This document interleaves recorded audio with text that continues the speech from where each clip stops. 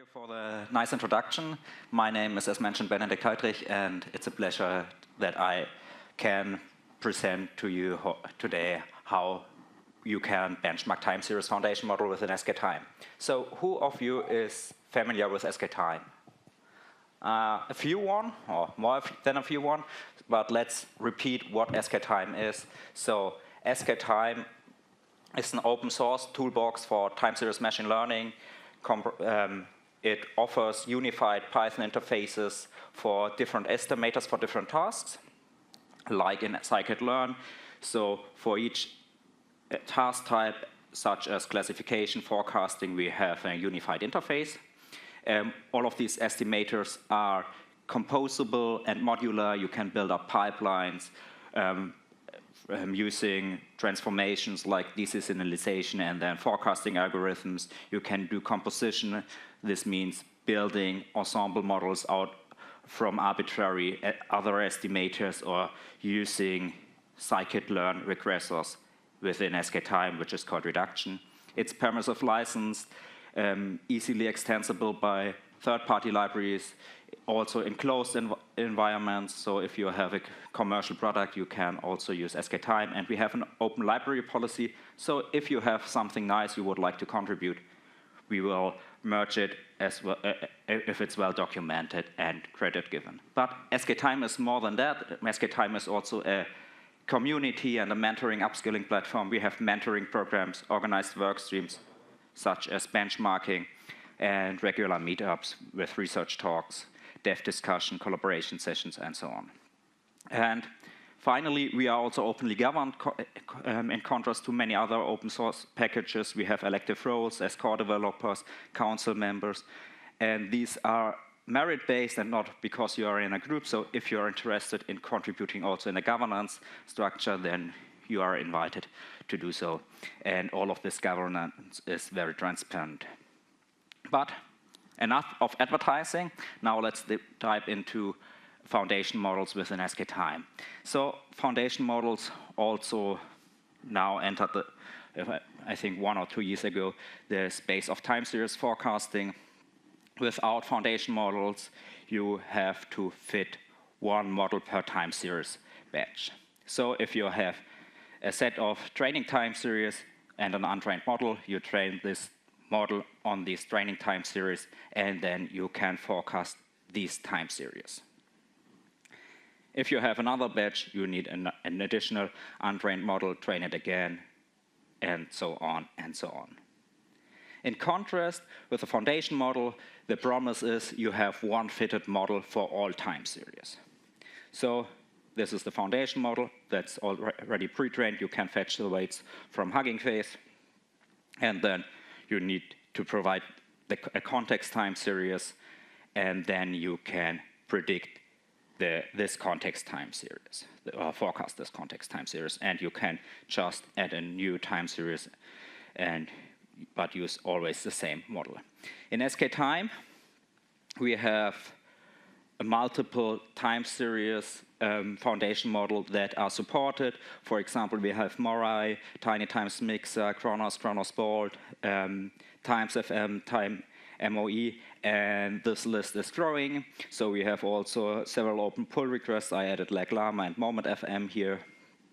And some of them are zero-shot. For example, Moment FM would not be zero-shot capable. And some of them are supporting also exogenous features, some of them not. So in sktime, we are already supporting multiple foundation models. And now you might ask, do they work for me? And if you take a look into the literature, then you see some blog posts, some posts on LinkedIn that are very hyped and excited about time series foundation models, saying that this is a great revolution in AI forecasting, or that there is a boom of time series foundation models for forecasting. However, there are also very skeptical comments. For example, the blog post transformers are what you do not need from Valerie Manakin, or oh, sorry, I messed it up a bit. Or a blog post from Christoph Bergmeier, who is quite famous. also. And now if you check this literature and check the advantages or disadvantages, there are some obvious advantages, so you do not need to train them before applying them, so I think that's quite cool. And if you trust all the papers, then the performance of the models is quite promising according to the reported numbers. However, there are also disadvantages, so if you need to train them by yourself, it's very expensive since they are large for time series models. For LLMs in general, they are pretty small, but it still takes some time. After the small discussion of advantages or disadvantages, the question arises, should I use them or not? It depends is the answer, obviously. And it depends on your data. So your data might be special, and this is the reason why you cannot always trust the public leaderboards, because they might not be representative for you. The ranking of the foundation models might differ. So in one case, Kronos could be better. In the other case, Morai or TimesFM. Simpler models might work equally well for you on your data. And there might also be additional requirements, memory, compute costs, runtime you have to consider, and this is the reason why you cannot know in advance which model is the best and if you should apply foundation models. This is the reason why you need benchmarking. And this is where sktime comes into the game. sktime is the only framework that on the one hand exposes most foundation models under a unified API, and on the other hand also provides a robust benchmarking on your data. And this is what I want to show you now. So what are key requirements of a forecasting benchmark or a benchmarking module? It should be reproducible and verifiable. So you should have access to intermediate results so that you can verify what's happening under the hood, but also other researchers. The module should support different hardware and operating systems in the means that you should be able to reproduce the results no matter what hardware or operation system you are using. And you should also, obviously, results should be reproducible. It should be easy to use, so this means it should be extendable in a way that if you want to add an additional or new forecaster to your benchmarking study, you should just be able to add it without changing any code within the benchmarking system. It should be easy to set up. You should be possible to export results in different file formats, and interruptibility should be also be possible. So if you have an old state of your benchmarking, it should be possible for you to recover from that old state. In sktime, how does it look like? We have basically three methods that are important: add estimator, add task, and benchmark.run.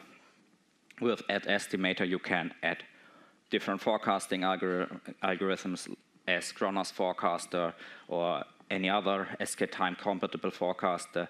You can add different tasks. A task in the sense of forecasting benchmark means that you have a dataset loader and different cross validations and metrics that measure how well your forecasts are. And then with benchmark run, you can start your benchmark. Let's check how this works on the example of energy forecasting. A short disclaimer: this is not an extensive study. It's just an exemplary usage of the benchmarking module. We used here the Australian electricity demand dataset, which represents half our electricity demand of 5 different states in Australia. And we have here the so-called panel data. Panel data in sktime consists of multi-index. In that case, we have two indexes. The first index is the name of the time series, so 5 time series here, and the names are are the 5 states that are covered by this by this data set. And the second index in this example, but in general, the last index of the multi-index is the timestamps. And then finally, we have the columns, and these are the values of the time series. And we are here just covering one column, which means we have univariate time series. Okay, so if you now would like to create your forecaster, you need to define a data loader, which is returning a data frame. And then you need to create the benchmarking object just by creating a forecasting benchmark object. And then you can add the tasks. A task, as mentioned before, consists of a data loader. That's T1 here. We have cross-validations. In that case, we need 3 splitters that are creating the cross-validation sets. I will explain it in a few slides what this means. And we have scorers. In that case, we have the mean squared error, root mean squared error, and the mean absolute error.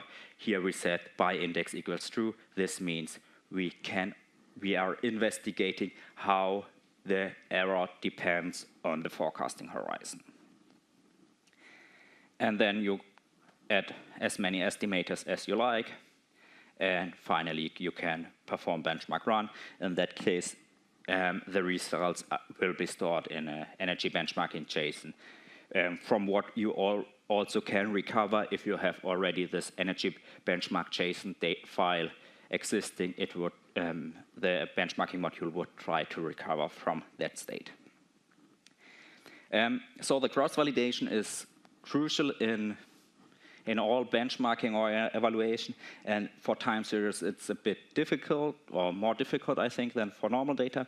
We have here 3 folds, and the first split that is applied is the global CV global, which is an instance splitter. So it means that it splits from the set of all time series, the time series, into training and test data.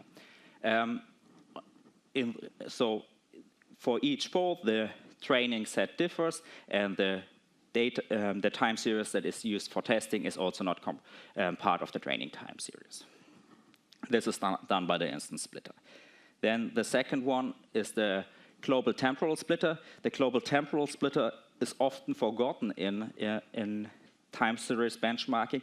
It is important to avoid data leakage across different time series. So with a CV global, with the instance splitter, we would ensure that the training time series and the test time series differ. However, there might be effects, for example, COVID, which can be part of the training time series, but also of the testing time series, and then you would have a data leakage even if this time series was not part of your training time series. And then finally, we have the normal cross-validation, which is splitting the test time series into a training, and into a context and into a target part. And with that, we can perform a benchmarking. And here we have the root mean squared error plotted, and you see that on this particular data set, the Kronos forecasters perform quite well, while tiny times mixers is a bit worse, and Morai is the worst of these 5 models. Interesting, I added also as a reference here NBeats, which is a quite popular deep learning-based time series model, and this was NBeats with the default parameter sets offered in sktime, and we see it's not that bad compared to the foundation models, and yeah, it's even better than Morai, a bit worse than tiny times mixer. So probably if you tune NBeats, probably you are getting a model that perhaps even outperforms Kronos. I mentioned you can also get more insights from the sktime benchmarking module. So in that case, we have 5 time series, and for each one day ahead forecast, and we could also investigate how the forecast depends on On the forecasting horizon, this is done by setting by index equals true in the mean absolute error. And then we are getting such a plot, which is the error over time. And here we see that the red line, which is Morai, has a quite huge error between 8 a.m. and I think 5 p.m. And also Kronos, the Kronos forecaster seems to be quite, seems to have a higher error in the evening hours between 6 p.m. and 9 p.m. So it's quite interesting to see, to get such insights also for all of your forecasting models. And finally, it's also, we are also tracking runtimes, fit time, prediction time. Note here is a log Y scale because the call of the fit method is quite cheap for the foundation models because we do not do any fitting here or training here, and in contrast to NBeats, which requires training. Okay, but we can also apply the same on hierarchical data forecasting. On hierarchical data forecasting, we have multiple hierarchical levels. In this example, we have two, agency and SKU, and we have also aggregations. That is basically the sum over all SKUs or agency in the combinations. And we have, again, the columns as the values of the time series. And now, here, again, the root mean squared error and the mean squared error, not over the time, but for each combination of agency and SKU. And in that case, compared to the energy time series forecasting, Kronos is much worse than the other models. And NBeats is even the best in this evaluation. So it shows, do your benchmarking before applying your foundation model or your time series model in general. Okay, now coming to the conclusion and to the outlook. The current state of the benchmarking model is that we revised it during the past months and also extended to be compatible to global forecasters. And the next steps would be to extend it for other tasks as classification, anomaly detection, and so on. And also perhaps to set up a leaderboard on Hugging Face, so that's also some kind of call of action for you. So if you're interested in doing that, or if you have interesting data to be shared that are not publicly available, then reach out to us. If you are in general interested in starting with sktime, we have plenty of tutorials, video introductions, or you just install sktime and try it out. If you like to contribute, join our Discord, follow us on LinkedIn. We have a contributor guide. We also have several opportunities, especially for the students, if there are some students here. We have free mentoring or internship for young scientists and students. And you can also present all of your use cases at in our meetups. The last opportunity I want to highlight is that we are also part of the European Summer of Code.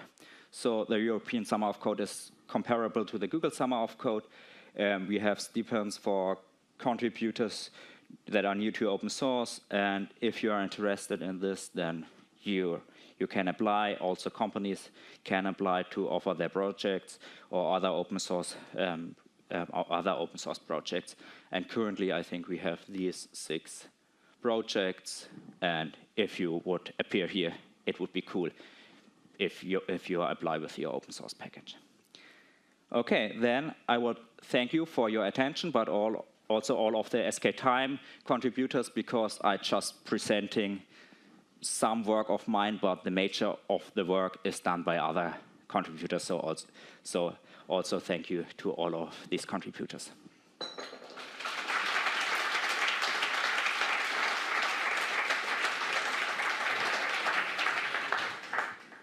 All right. Thank you for the amazing talk. We have a lot of questions. So while I'm going to read the first one, please take the time to upvote on the questions that you would like to see answered here. Otherwise, they are going to be posted to the archive, and you can continue your conversation later or via Discord. Okay, let's start. Question by Anne. How do foundation models compare to simple statistical models? You need to do benchmarking for comparing them. So I think that's the short answer. And yeah, it depends who you are asking. So I know that there are people at Amazon, at Zalando, that are using transformers to predict their retail and their demand. But I also knew people that are saying, transformers are not working for time series in general. So it really depends. And yeah, so do your benchmarking on your data to figure out if statistical models are better than foundation models. All right, next one. Is it possible to fine-tune the models before applying them? Within sktime, currently not, but we are trying to extend it to build a compositor here. Let's go. Can I use the sktime forecasting benchmarking combination with experiment tracking tools like MLflow? This is something on our roadmap, yes. Right. Sorry. Next question by Max. Can you share examples of successful industry applications of the promising studies around time series foundation models that report positive results in science? Whoa, tough question. I'm not for forecasting foundation model. I'm not aware that for industry projects that they are used within different industry projects. But I knew that, for example, Electrolux is using forecasting models from sktime. So in the scientific space, not by heart, sorry. All right, next one by someone anonymous. Can sktime also be useful for time series classification? Yes. Right, next one. Amazing, just keep it going. Does it offer more models than Darts or AutoGluon? Tough question. I have no idea how many models are implemented in Darts or AutoGluon. Yes, by a large margin, 400. Okay, thank you, Franz. There you got it. All right. Do you think time series foundation models will at some point become as powerful as foundation LLMs?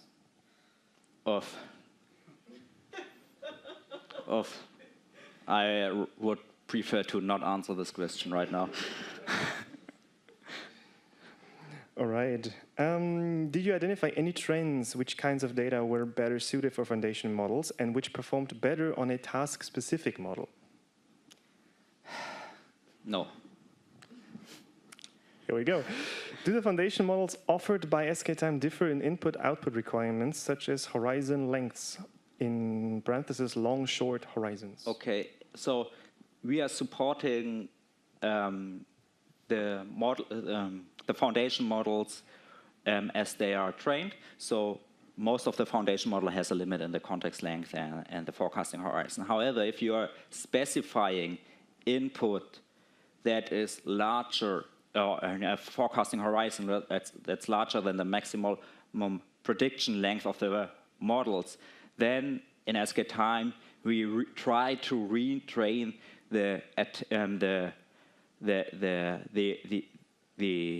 output, the head of the model, that it matches the prediction length. So we are trying our best that it's possible, but yeah.